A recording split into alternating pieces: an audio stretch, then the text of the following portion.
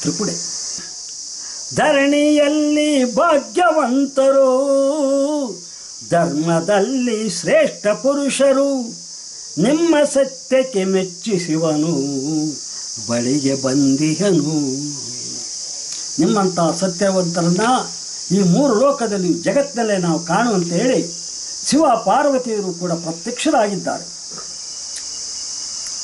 ನಾರದರು ನುಡಿಯುತ್ತಿರಲು ಶಿವನು ಪಾರ್ವತಿ ಅರಸುತ್ತಿರಲು, ನಾರದರು ನುಡಿಯುತ್ತಿರಲು ಶಿವನು ಪಾರ್ವತಿ ಅರಸುತ್ತಿರಲು, ಹರನ ಪಾದವ ಪಿಡಿದು ಶರಣರು, ಹರನ ಪಾದವ ಪಿಡಿದು ಶರಣರು ಬೇಡುತ್ತಿರುವಾರು.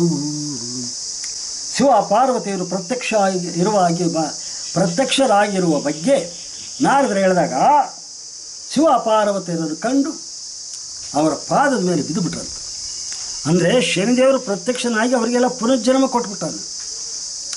ಭಕ್ತರು ನಿಷ್ಠೆಯಿಂದ ಪ್ರಾಣ ಕಳೆದುಕೊಂಡ ತಕ್ಷಣ ಶನಿದೇವರಿಗೆ ಮನಮರೆತು ಸತ್ಯನಿಷ್ಠೆ ಬಗ್ಗೆ ನಾನೇ ಶಾಪಕ್ಕೆ ಗುರಿ ಆಗಿಬಿಡ್ತೇನೆ ಅಂತ ಎದುರುಬಿಟ್ಟು ಅವರಿಗೆ ಪುನರ್ಜನ್ಮ ನೀಡಿಬಿಟ್ಟ. ಅವರಿಗೆ ಜೀವ ಕಳೆ ಬಂತು, ಸತ್ತೋದ್ರು ಬದುಕಿ ಬಂದರು. ಆ ಪುಣ್ಯ ಫಲ ಯಾರಿಗಾರ ಸಿಗುತ್ತಾ? ಈ ಭೂಮಿ ಮೇಲೆ ಯಾರಿಗಾರ ಸಿಗುತ್ತಾ? ಇಂಥ ಸತ್ಯವಂತರು ಯಾರು ಇದ್ದಾರೆ? ಯೋಚನೆ ಮಾಡಿ. ಆಗ ಶಿವ ಪಾರ್ವತಿ ಹೇಳ್ತಾರೆ, ನಿಮ್ಮ ಸತ್ಯಕ್ಕೆ ಈ ಜಗತ್ತಿನಲ್ಲಿ ಯಾರೂ ಸರಿಸಟೆ ಇಲ್ಲ, ನಿಮ್ಮ ಸತ್ಯಕ್ಕೆ ಮೆಚ್ಚಿ ನಾವು ಬಂದಿದ್ದೀವಿ ಅಂತ ನಾರದರು ಕೂಡ ಹೇಳಿದ್ರು. ಆಗ ತ್ರಿಪುಡೆ ಧರಣಿಯಲ್ಲಿ ಭಾಗ್ಯವಂತರು, ಧರ್ಮದಲ್ಲಿ ಶ್ರೇಷ್ಠ ಪುರುಷರು, ನಿಮ್ಮ ಸತ್ಯಕ್ಕೆ ಮೆಚ್ಚಿಸುವನು ಬಳಿಗೆ ಬಂದಿಹನೋ.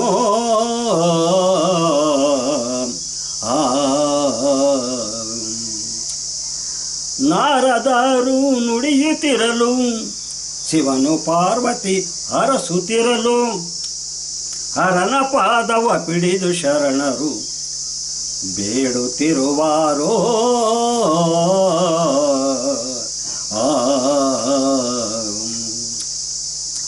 ಪೃಥ್ವಿ ಜನರ ಪರೆದು ಕಾಯೋ, ಸತ್ಯ ಧರ್ಮಕ್ಕೆ ಬೆಳಕು ತೋರೋ, ಜೀವಕೋಟಿಯ ರಕ್ಷಿಸಲು ಅಭಯ ಕೊಡೋ ದೇವಾ.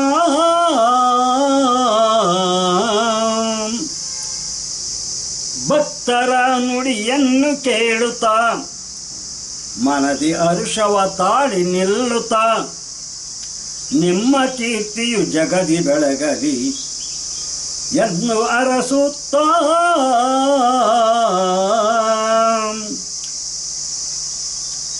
ಸೂರ್ಯಪುತ್ರನ ಮಹಿಮೆಯಿಂದ ನಿಮಗೆ ಇಂತಹ ಕಷ್ಟ ಬಂದಿತು, ಛಾಯಾಪುತ್ರನ ಕೃಪೆಗೆ ನೀವು ಪಾತ್ರರಾಗಿರಿ. ಶಿವನು ಪಾರ್ವತಿ ಮಾಯವಾಗಲು ಪುರದ ಜನರು ನೋಡುತ್ತಿರಲು, ರಾಜ ದಂಪತಿ ಶನಿಯ ಪಾದವ ಪಿಳಿಯುತ್ತಿರುವಾರೋ.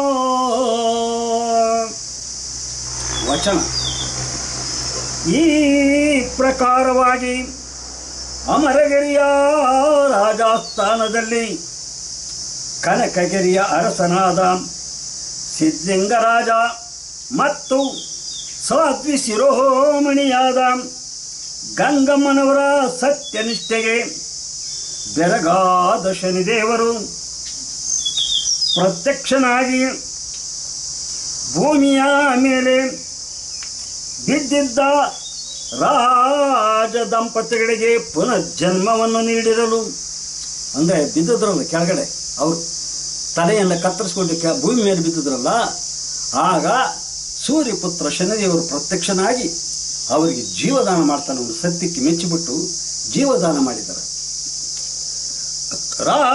ರಾಜ ದಂಪತಿಗಳಿಗೆ ಪುನರ್ಜನ್ಮ ನೀಡಲು ನೆರೆದಿದ್ದ ಜನರು ಬೆರಗಾಗಲು ಶಿವಲೋಕದಿಂದ ಶರಣರ ಸತ್ಯನಿಷ್ಠೆಗೆ ಮೆಚ್ಚಿ ಶಿವ ಪಾರ್ವತಿ ನಾರದ ಶ್ರೀಹರಿ ಲಕ್ಷ್ಮಿಯು ಅಮರಗಿರಿಯಲ್ಲಿ ಪ್ರತ್ಯಕ್ಷವಾಗಲು ಪುನರ್ಜನ್ಮ ಪಡೆದ ರಾಜ ದಂಪತಿಗಳು ಶಿವನ ಪಾದಕ್ಕೆ ನಮಸ್ಕರಿಸಿರಲು ನಿಮ್ಮ ಕೀರ್ತಿಯು ಜಗತ್ತಿನಲ್ಲಿ ಅಮರವಾಗಿರಲಿ. ನಿಮ್ಮ ಕೀರ್ತಿಯು ಇಮ್ಮಡಿಸಲು ಕಾರಣಕರ್ತನಾದ ಸೂರ್ಯಪುತ್ರನ ಕೃಪೆಗೆ ಪಾತ್ರರಾಗುವುದೆಂದು ಹೇಳಿ ಹಾಗೂ ಶ್ರೀಹರಿ ಲಕ್ಷ್ಮಿಯರಿಂದ ವರ ಪಡೆದು ಕೀರ್ತಿವಂತನಾಗೆಂದು ಅರಸುತ್ತಾ ಅದೃಶ್ಯನಾಗಲು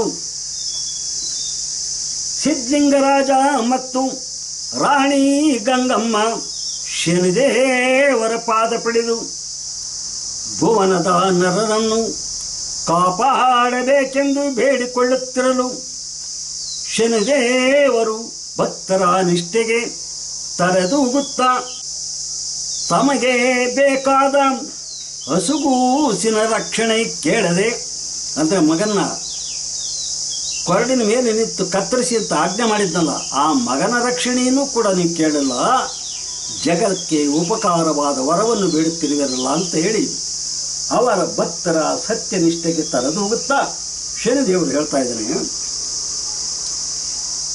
ಹಸುಗೂಸಿನ ರಕ್ಷಣೆ ಕೇಳದೆ, ರಾಜ್ಯ ಸೀಮೆಗಳ ಕೇಳದೆ, ಜಗತ್ತಿಗೆ ಉಪಕಾರವಾದ ವರವನ್ನು ಬೇಡುತ್ತಿರುವುದಕ್ಕೆ ಸಂತೋಷಭರಿತನಾಗಿ ಶನಿದೇವರು ಏನೆಂದು ಹೇಳುತ್ತಿದ್ದಾರದಂತೆಯೇ ದ್ವಿಪದೆ.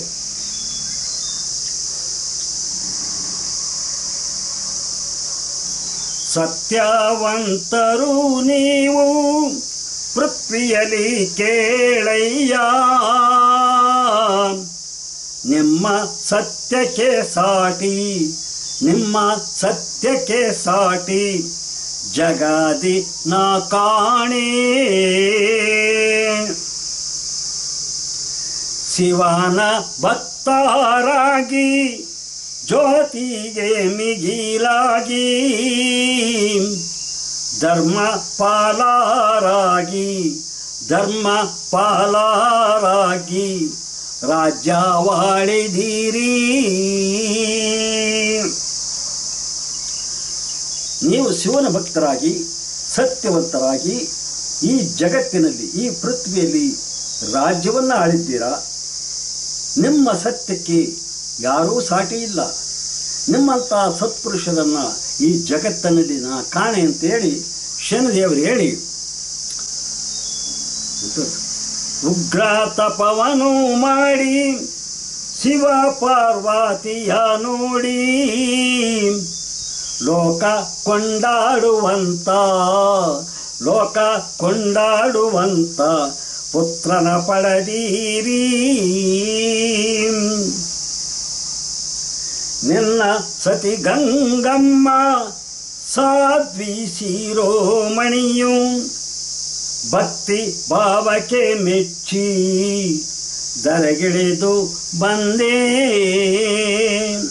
ನಿಮ್ಮ ಸತಿಯಾದ ಗಂಗಮ್ಮ ಸಾಧ್ವಿ ಶಿರೋಮಣಿ ಮಹಾಪತಿವ್ರತೆ, ನಿಮ್ಮ ಸತ್ಯಕ್ಕೆ ಮೆಚ್ಚಿ ಈ ದರೆಗೆ ನಾನು ಬಂದಿದ್ದೇನೆ ಅಂತ ಹೇಳ್ತಾನೆ.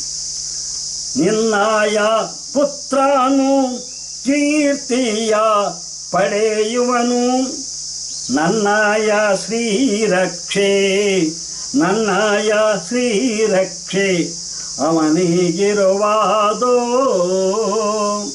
ಶಿವನ ವರಪ್ರಸಾದದಿಂದ ಹುಟ್ಟಿದ ಆ ನಿನ್ನ ಮಗ ಸತ್ಯಶ್ರೇಷ್ಠ ಜಗತ್ತಿನಲ್ಲಿ ಕೀರ್ತಿ ಪುರುಷನಾಗಿ ನನ್ನ ಶ್ರೀ ರಕ್ಷೆಯಲ್ಲಿ ಬೆಳೆಯುತ್ತಾನೆ ಅಂತ ಹೇಳಿದ.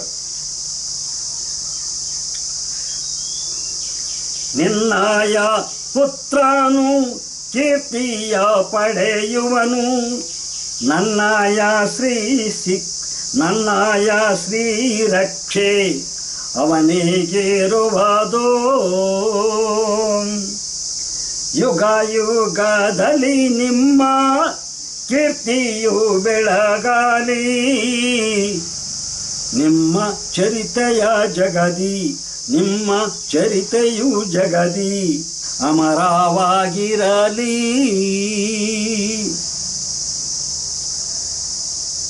ನಿಮ್ಮ ನಾಮದ ಸ್ಮರಣೆ ಮಾಡುವ ಭಕ್ತರಿಗೆ ದ್ವಾದಶದಲ್ಲಿದ್ದರು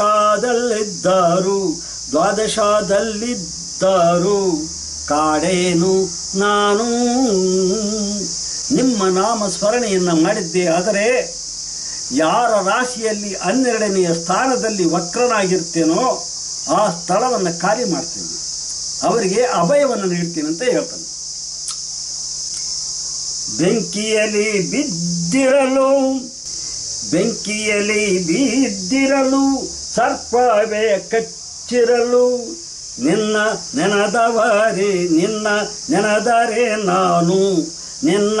ನೆನೆದರೆ ನಾನು ಪ್ರಾಣ ಉಳಿಸುವೆನು. ಸುಡುವ ಬೆಂಕಿಯಲ್ಲಿ ಬಿದ್ದಿರಲಿ, ಕಾಳಿಂಗ ಸರ್ಪ ಅವನನ್ನು ಕಚ್ಚಿರಲಿ, ಪ್ರಾಣವೇ ಅವನಿಗೆ ಹೋಗುತ್ತಿರಲಿ, ನಿನ್ನ ನಾಮಸ್ಮರಣೆಯನ್ನು ಜಪಿಸಿದರೆ, ನಿನ್ನ ನಾಮಸ್ಮರಣೆಯನ್ನು ಮಾಡಿದರೆ ಸಾಕು, ಅವರ ಜೀವನ ಪಾವನ ಮಾಡ್ತೀನಿ, ಅವರ ಅಪಾಯದಿಂದ ಪಾರು ಮಾಡ್ತೀನಿ, ಪ್ರಾಣ ಉಳಿಸ್ತೀನಿ ಅಂತೇಳಿ ಶನಿದೇವರು ಭಕ್ತನಿಗೆ ಹೇಳಿದರು. ಕಷ್ಟಕ್ಕೆ ಸಿಲುಕಿರಲಿ ಹುಲಿಯ ಬಾಯಲ್ಲಿರಲಿ ಗಂಗಮ್ಮನ ನೆನೆದರೆ ಪಾರು ಮಾಡುವೇನು. ಕಷ್ಟದಲ್ಲಿ ಸಿಲುಕಿಕೊಂಡಿರಲಿ, ಹುಲಿಯ ಬಾಯಲ್ಲಿ ಸಿಲುಕಿರಲಿ, ನಿನ್ನ ಧರ್ಮಪತ್ನಿಯಾದ ಗಂಗಮ್ಮನ ನಾಮಸ್ಮರಣೆ ಮಾಡಿದರೆ ಹುಲಿಯ ಬಾಯಿಂದ ತಪ್ಪಿಸುವೆನು, ಕಷ್ಟದಿಂದ ಪಾರು ಮಾಡುವೆನು ಅಂತ ಹೇಳಿದ.